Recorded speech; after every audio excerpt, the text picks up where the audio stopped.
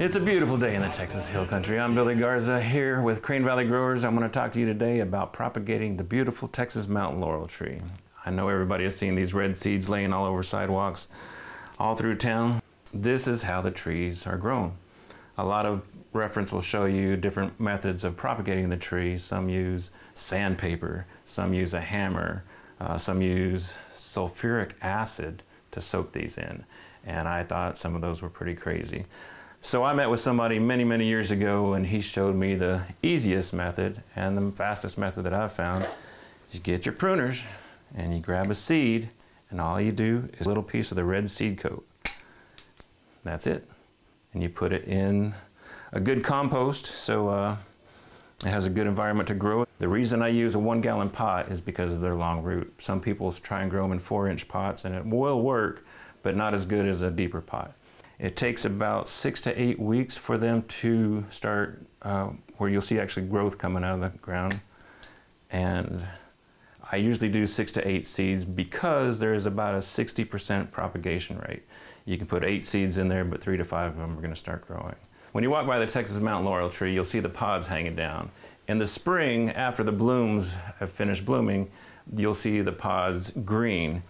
Now, I haven't tried it, but people say you can take the seed pod when it's green and still ripe and open it up, and the seeds are easily accessible, and just plant those seeds in a pot or in the ground.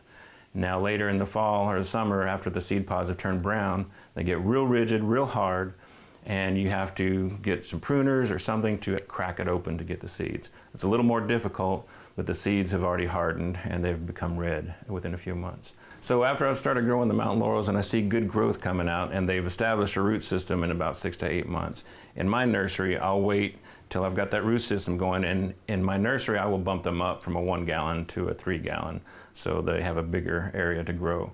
If your objective is to take the Texas mountain laurel after it started growing in a pot and put it in your garden, we'll do it in the fall, but make sure you don't grab the mountain laurel by the trunk, don't grab it by the leaves.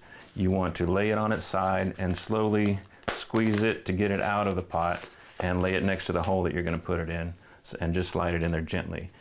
The Texas mountain laurel are very temperamental. If you disturb the root system too much, it'll go into shock and you'll lose everything you worked for.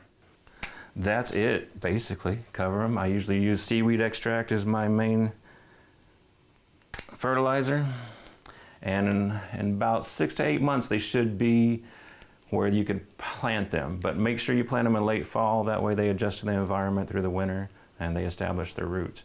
And when I grow them in my nursery, I water 3 times a week and I fertilize them once a month with the seaweed extract and Super Thrive. It seems to be working great for me. But as far as watering in the garden, once it's in the garden and it's a year old, it's going to be on its own. You don't need to do anything. You don't have many problems at all. They're easy to propagate, they're easy to grow, they do great in the hill country. So for Backyard Basics, I'm Billy Garza with Crane Valley Growers, hoping you have fun growing the Texas mountain laurel.